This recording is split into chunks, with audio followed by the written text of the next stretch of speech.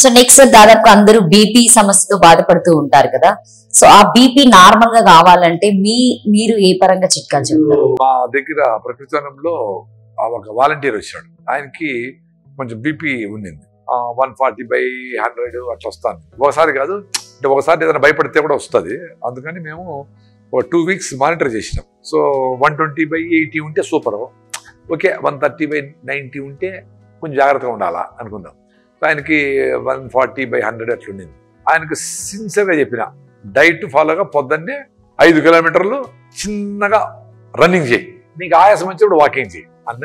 So పొద్దున్నే నాతో పాటు కోకోనట్ ఆయిల్ తాగడము, అంబలి తాగడము, రాగిజావ తాగడము, మిల్లెట్ భోజనము, సాయంత్రము జొన్న రొట్టెలు, సద్ద రొట్టెలు. బీపీ మాయ 120/80 15 days లో.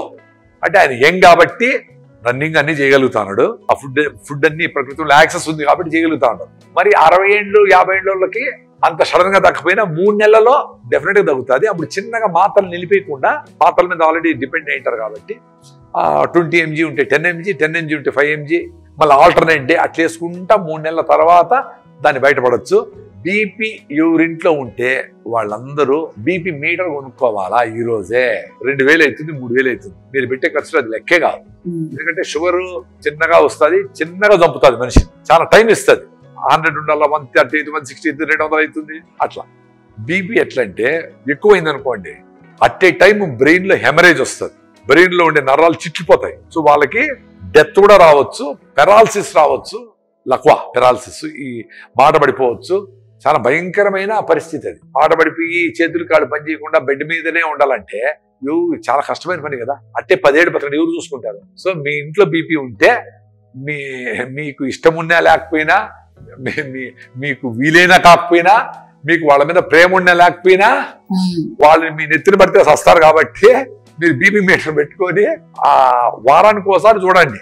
ఎక్కువ ఉంటే కానీ డైలీ చూడాలా, వాకింగ్ చేయాలా, మిల్లెట్స్ తినాలా, రైసు గోధుమలు ఆఫ్ చేయాలా, స్టాప్ చేయాలా. సో మిల్లెట్స్ పొద్దునే తిని సాయంత్రం జొన్న రొట్టెలు తిని బాగా వాకింగ్ చేస్తే 99% బీపీ తగ్గుతుంది. అంటే అట్ ఏ టైం టాబ్లెట్ వేసుకున్నట్టు కాదు, చిన్నగా ఓ వారము 10 days 15 days తగ్గుతుంది.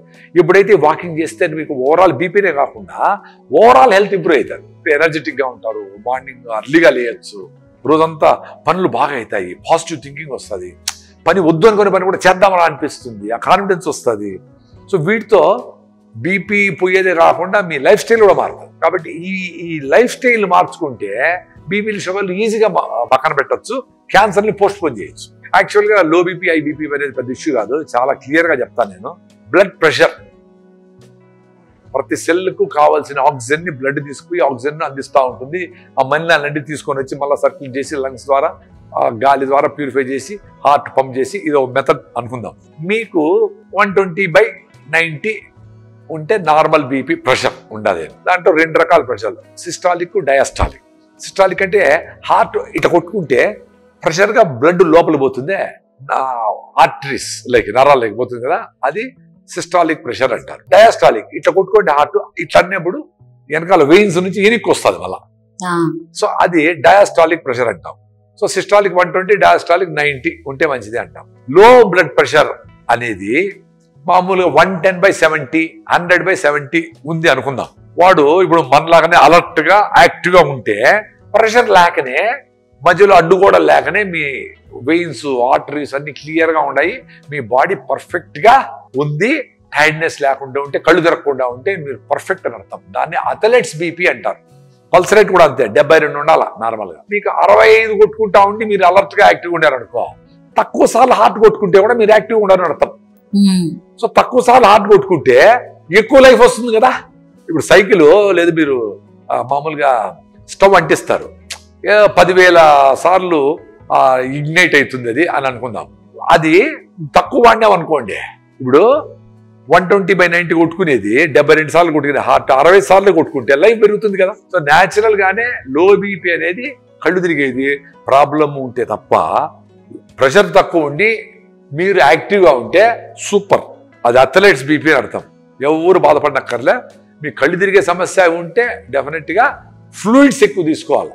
బత్తాయి రసము, నిమ్మరసము, బెల్లము, తేనె ఇవన్నీ వేసి మీరే అన్ని మినరల్స్ ఉండే బెల్లంలో అన్ని మినరల్స్, ఆర్గానిక్ బెల్లం వేసేసి బాగా ఫ్లూయిడ్స్ తీసుకుంటే బ్లడ్ మీకు ప్రెషర్ పెరుగుతుంది.